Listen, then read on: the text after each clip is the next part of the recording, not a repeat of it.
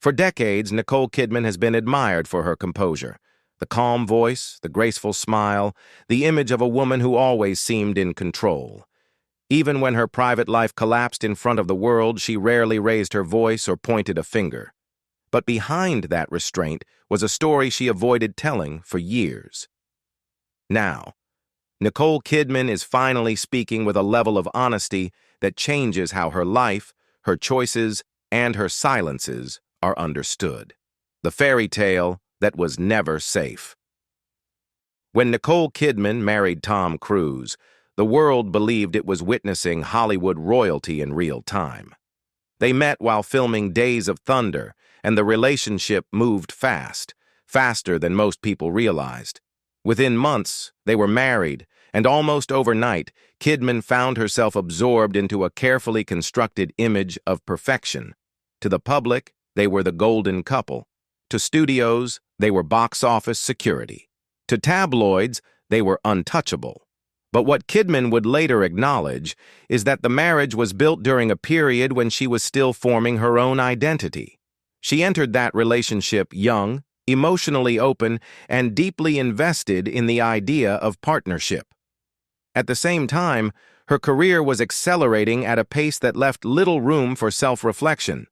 She continued to work relentlessly, appearing in demanding roles while maintaining the image of a supportive wife inside one of Hollywood's most scrutinized marriages. Over time, subtle cracks began to form. Kidman never described explosive fights or public betrayals. Instead, she spoke of distance, of emotional shifts that were difficult to articulate while living inside them. As Cruise's commitment to Scientology deepened, speculation followed. The religion's influence became an unspoken presence around the marriage, discussed openly in the press, but rarely addressed directly by Kidman herself. She chose silence, not because she lacked feelings, but because she believed privacy was the only protection she had left. Despite the tension, she did not retreat from her work. She starred in ambitious projects, including Eyes Wide Shut, a film that blurred the line between performance and personal reality. While audiences dissected the film for hidden meanings, Kidman was quietly navigating a marriage that no longer felt emotionally secure. When the divorce was announced, the shock was global. 11 years ended not with scandalous confession, but with unanswered questions, and a woman who refused to explain herself. What many missed at the time was that this silence was not weakness, it was survival. And it set the tone for how Nicole Kidman would handle loss, separation, and pain for the rest of her life. The divorce, the silence, and the moment the world misunderstood. When Nicole Kidman and Tom Cruise announced their divorce, the reaction was immediate and unforgiving. After more than a decade together, the marriage that had been treated as indestructible ended quietly but explosively. Official statements spoke of irreconcilable differences, yet the public demanded a clearer villain, a simpler explanation. Rumors of infidelity circulated, but one theory quickly overshadowed all others: Scientology. Cruise's deepening involvement with the church became the most persistent narrative surrounding the breakup. While Cruise openly praised the belief system, Kidman never joined it, and insiders suggested that the divide was not merely philosophical, but emotional and structural. Still, Kidman refused to confirm or deny any of it. She chose restraint, even as headlines speculated about control, pressure, and isolation. What she later implied was not accusation, but incompatibility, a marriage that outgrew its ability to function safely. The divorce proceedings stretched over months, and during that time, Kidman remained publicly composed. Then came the moment that would define her image for years.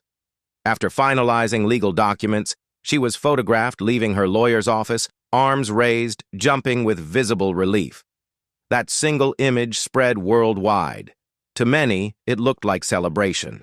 To others, it felt inappropriate. What few considered was what that moment truly represented.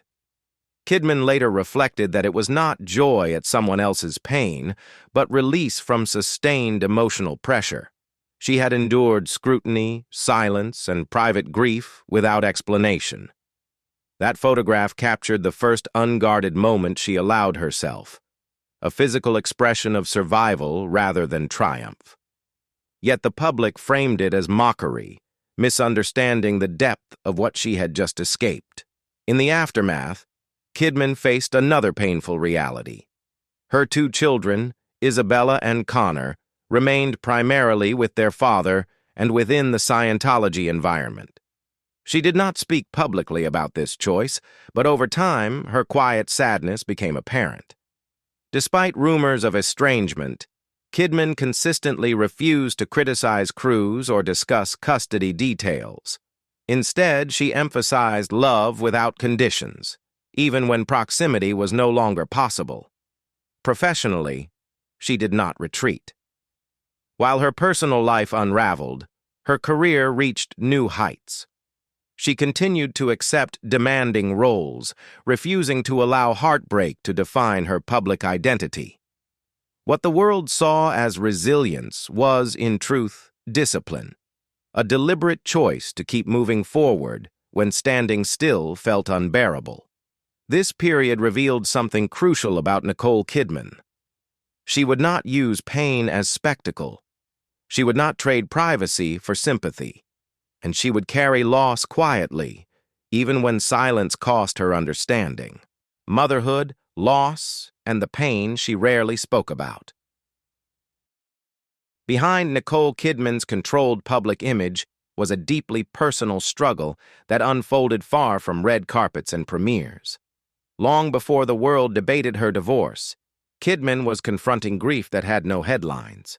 Early in her marriage, she experienced a miscarriage, a loss she later described as emotionally devastating.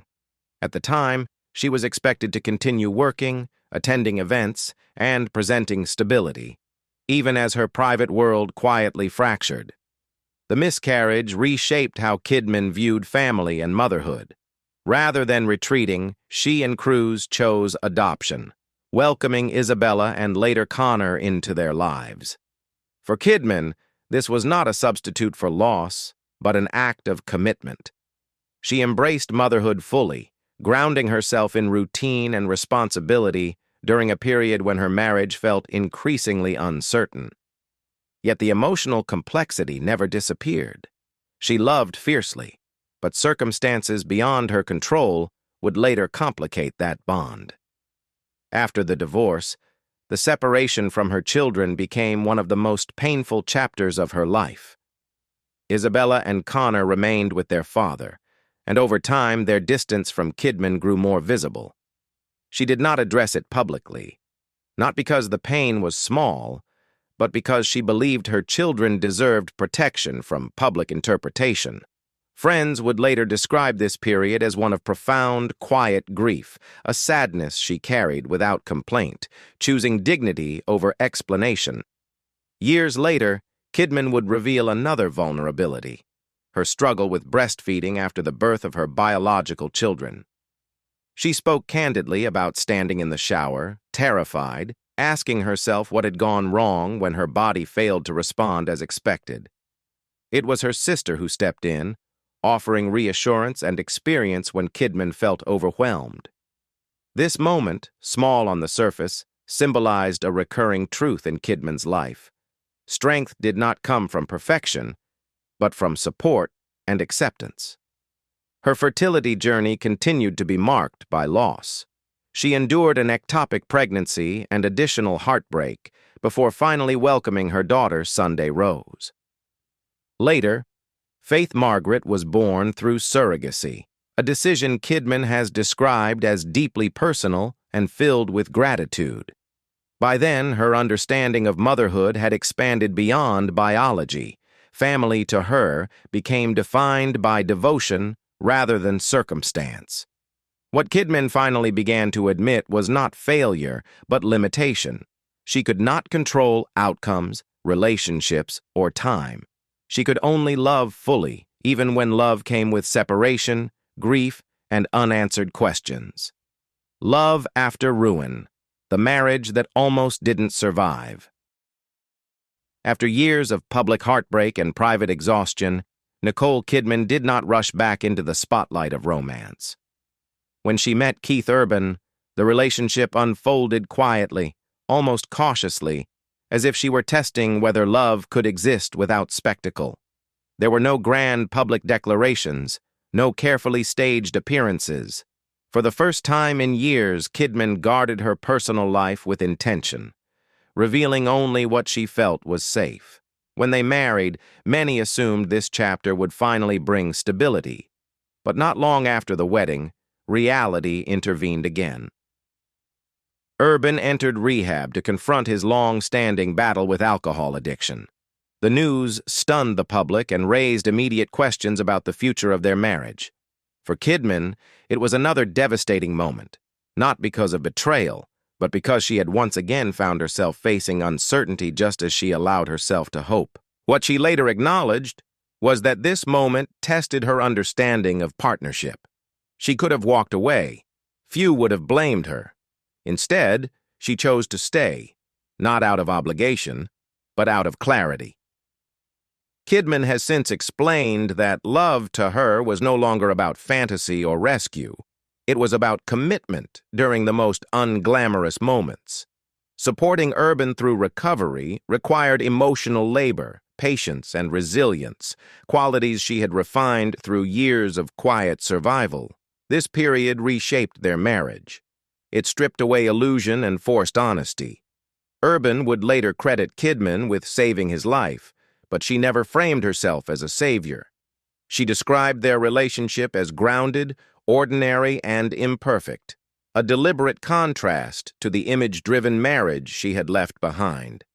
They built routines, protected privacy, and centered their lives around family rather than performance.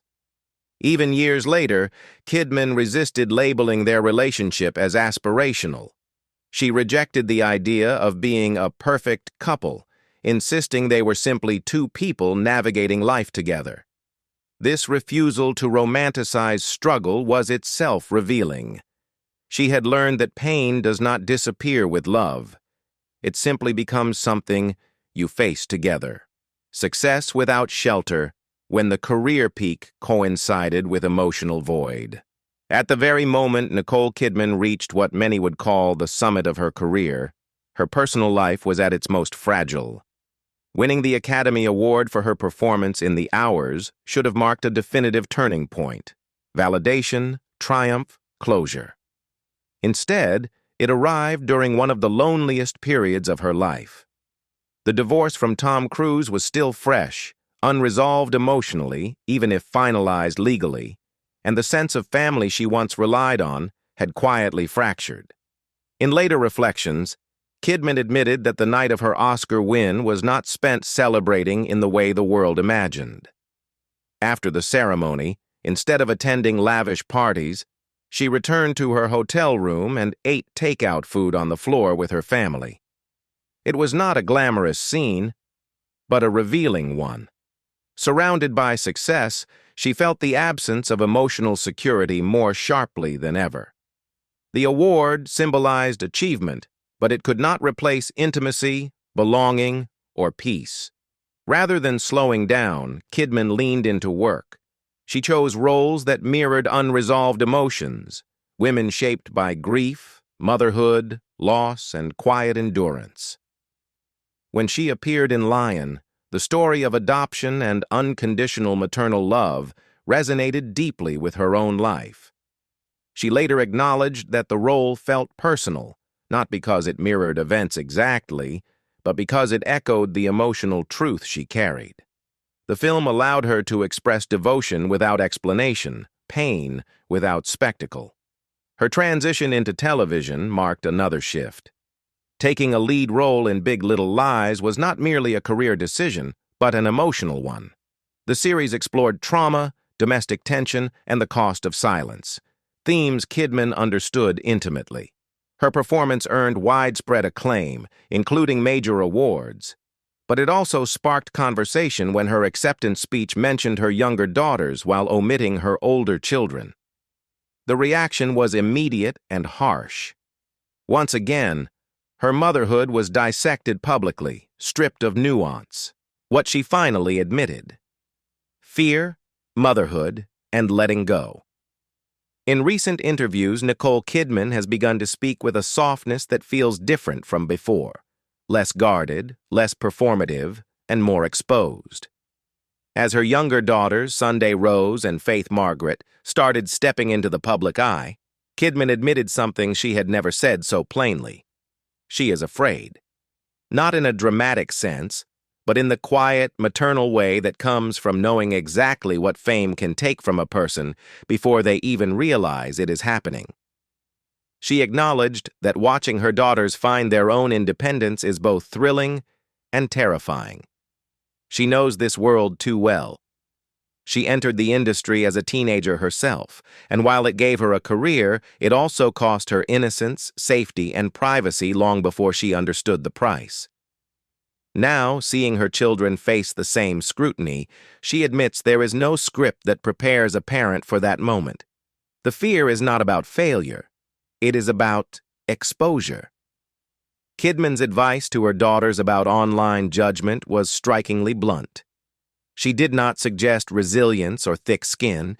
She said to walk away, to disengage completely, because she knows how quickly public opinion can become destructive, especially for young women. This admission revealed something essential. Despite decades in the spotlight, Kidman has never believed that fame is survivable without boundaries. At the same time, her role as a mother has continued to evolve. She has spoken openly about struggles that once would have remained hidden, from infertility to breastfeeding difficulties, moments when her body and expectations did not align. These were not confessions for sympathy, but acknowledgments of reality. She no longer frames motherhood as fulfillment without cost. It is love layered with fear, grief, joy, and constant adjustment. What Nicole Kidman finally admitted was not a scandal, nor a revelation about any one relationship. It was something more uncomfortable. That strength did not come from control. That silence did not equal peace. That she spent years enduring rather than healing. And that happiness, when it arrived, came not as certainty, but as acceptance. So now that Nicole Kidman has finally spoken this honestly, do you see her life differently than before? Do you think silence protected her or hurt her in the long run? Let us know your thoughts in the comments, and don't forget to like, subscribe, and stay with us for more untold stories behind Hollywood's most carefully guarded lives.